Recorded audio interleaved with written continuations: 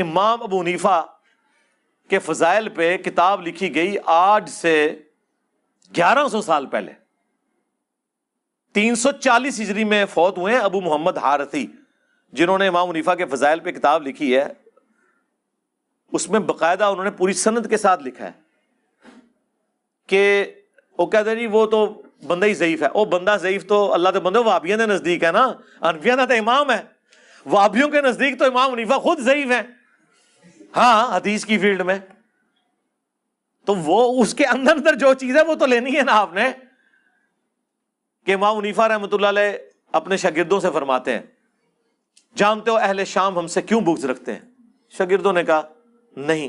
فرمایا اس لیے کہ ہمارا یہ عقیدہ ہے کہ اگر ہم حضرت معاویہ کے دور میں ہوتے تو حضرت علی کے ساتھ مل کر ان کے خلاف قتال کرتے. یار یہ کوئی چھوٹی بات ہے. مجھے تو اپنی محبت کی وجہ سے یہ ذہن میں آئی نا. اس وقت تک تو مجھے ان فتووں کا نہیں پتا تھا. پھر آپ کو پتا ہے ہر دفعہ ہمارے ساتھ غیبی مدد آتی ہے، پھر یہ فتوے سامنے آ گئے. یہ کتاب اردو میں بھی چھپ چکی ہے. اس سے بڑھ کر مفتی اعظم پاکستان بریلویوں کے مفتی اشرف قادری صاحب فوت ہو چکے. میری ان سے ملاقات ہوئی تھی 2001 کے اندر. یہ مراڑیاں پیر افضل قادری صاحب کے وہ بھائی تھے گجرات کے اندر. ان کا اہل سنت رسالہ اس وقت نکلتا تھا. اس وقت ہم بھی بریلوی تھے تو ہم منگواتے تھے، یہاں تقسیم کرتے تھے. ان کی ویڈیو سامنے آ گئی جب وہ امیر شام کے حق میں نعرے لگوائے تھے نا کراچی والے باپا جانی نے، بے خطا بے گناہ معاویہ. اس کے جواب میں انہوں نے ایک ویڈیو ریکارڈ کرائی. اس میں انہوں نے کہا میرا تو یہ عقیدہ ہے کہ میں حضرت علی کے دور میں ہوتا تو حضرت علی کے ساتھ مل کر حضرت معاویہ کے خلاف قتال کرتا. جو میرے دل کی بات ہے وہ یہ ہے کہ واللہ اگر کبھی اس زمانے کے اندر ہم موجود ہو یا میں محمد اشرف قادری موجود ہوتا تو میں تلوار اٹھا کے مولا علی رضی اللہ تعالیٰ عنہ کے ساتھ ہوتا اور مولا علی رضی اللہ تعالیٰ عنہ کی طرف سے حضرت امیر معاویہ کے لشکر کے ساتھ میں لڑتا بھی. کیونکہ یہ ہمارے عقیدے کا تقاضا. ناصبیوں کا نظریہ کیا ہے کہ جی دونوں مجتہد تھے.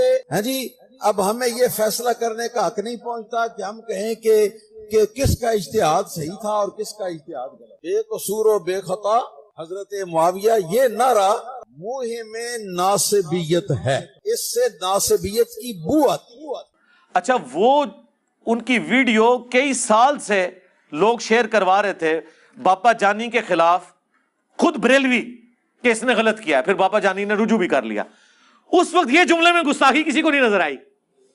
سوچا میں نے آپ کو کہا تھا نا، میں کہوں نا خدا ایک ہے اور میں ہر ویڈیو میں کہوں کوئی بعید نہیں ہے دو شروع کر دیں.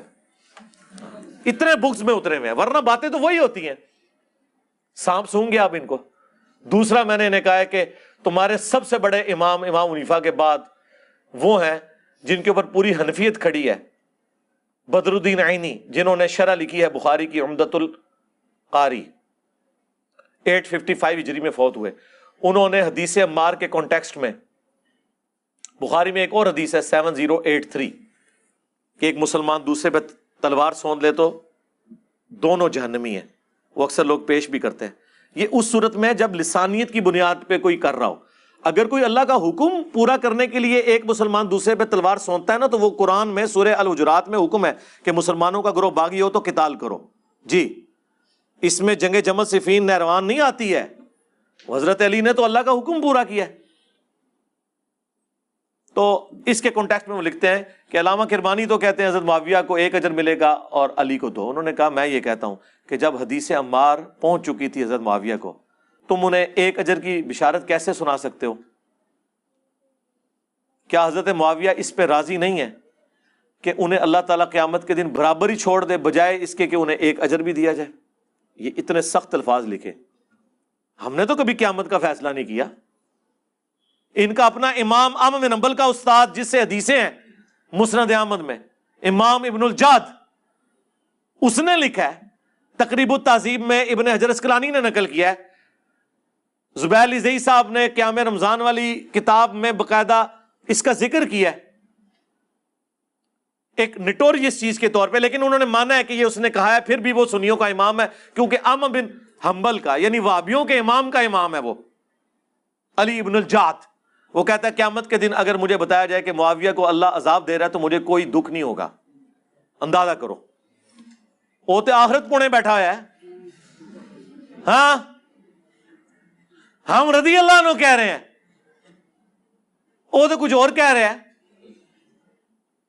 پھر اس سے بھی پیچھے ان کا بڑا امام تابعی ابن سیرین ابو داؤد کے اندر موجود ہے, حدیث حضرت معاویہ سے لے رہا ہے اور کہہ رہا ہے وَقَانَ مُعَاوِيَةُ لَا يُتَّهَمُ فِي الْحَدِيثِ, معاویہ سے میں حدیث تو بیان کر رہا ہوں لیکن حدیث بھی جو جھوٹ نہیں سی بول رہا ہوں. ہاں, ابو بکر عمر عثمان کی حدیثیں بیان کرتے ہوئے تو نہیں ابن سیرین کہتا کہ اب وہ یہ تو نہیں کہہ سکتے ویسے جھوٹا سی, یہ نہیں کہہ سکتے, یہ طریقہ ہی ہے وَقَانَ مُعَاوِيَةُ لَا يُتَّهَمُ فِي الْحَدِيثِ. حدیث کے معاملے میں اس پہ کوئی تہمت نہیں ہے کہ اس نے کبھی جھوٹ کیا ہو.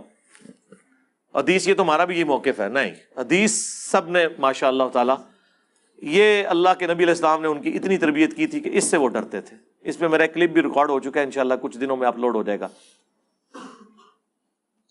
تو یہ عمدۃ القاری والے کو تو کسی نے نہیں پکڑا. پھر ملا علی قاری, ہاں جی, اور یہ سارے وہ ہیں جو وہابی بھی جن کو امام مان رہے ہیں. ملا علی قاری کو تو بڑا کوٹ کرتے ہیں, اس نے مرقہ شرح لکھی ہے مشکات کی, 5878 مشکات میں حدیث آئی ہے وہ قتل عمار والی. اس کانٹیکسٹ میں اتنے سخت جملے کہ میں کہتا ہوں کہ کیمرے کا لینز پھٹ جائے. ہاں, اور اردو ترجمہ دیوبندیوں نے چھاپ دیا ہے اور سب کچھ لکھا ہوا ہے. اس سے بھی سخت باتیں لکھی ہیں, لیکن وہ میں بیان اس لیے نہیں کر رہا کہ وہ ملا علی قاری نے صرف نقل کیے ہیں اسلاف کے اقوال, وہ تو اس سے بھی سخت ہے. وہ آپ کو شوق ہو تو آپ خود ہی پڑھیں, میں نہیں بیان کرتا. میں وہ بیان کرتا ہوں جو ملا علی قاری نے خود لکھا ہے کہ میں یہ کہتا ہوں. باقیوں سے تو بھاگ جائیں گے نہیں, انہوں نے تو نقل کیا پرانے بزرگوں کا. پرانے کہڑے نے پھر وہ بھی دسو نا, چلے چھوڑیں اس کو. ملا علی قاری کہتا ہے کہ میں یہ کہتا ہوں کہ حضرت معاویہ پر واجب تھا کہ وہ حضرت علی کی بیعت کرتے, نمبر 1. نمبر 2, حکومت کی خلافت کی لالچ ترک کر دیتے جو دل میں انہوں نے چھپائی ہوئی تھی. یہ الفاظ انہوں نے لکھے. نمبر 3, انہوں نے قتل عثمان کو اپنی ڈھال بنا لیا ہوا تھا اور اندر بغاوت چھپائے ہوئے تھے. وہ کہہ رہے ہیں یہ قتل عثمان ایک جس طرح پولیٹیشنز کیا ایک طریقہ ہوتا ہے نا, سامنے کوئی اور بات رکھنا اندر اور بات. نمبر 4, وہ کہتے ہیں کہ قتل عمار والی حدیث حضرت معاویہ کی چھپی ہوئی بغاوت جو قتل عثمان کی ڈھال کے پیچھے چھپی تھی اسے ظاہر کر دیتی ہے. اب تو حضور نے ہی بتا دیا کہ اندر کچھ اور تھا. اور نمبر 5, حضرت معاویہ کے اس عمل سے قرآن اور سنت دونوں پیٹھ کے پیچھے ڈالے گئے, مہجور ہو گئے. پھر اینڈ پہ ان کو ہوا کہ میں تو واوی کلاس لے لی. اینڈ پہ لکھا لیکن ہمیں چاہیے کہ نہ ہم ناسبی ہیں نہ ہم رافضی ہیں, ہمیں اپنی زبان نہیں کھولنی چاہیے اس معاملے میں. بالکل, اس کا مطلب ہے اتنا کچھ لکھ کے بھی ملا علی قاری یہ مان رہے ہیں میں نے زبان نہیں کھولی. ہاں آئے نا دار تھلے. ہاں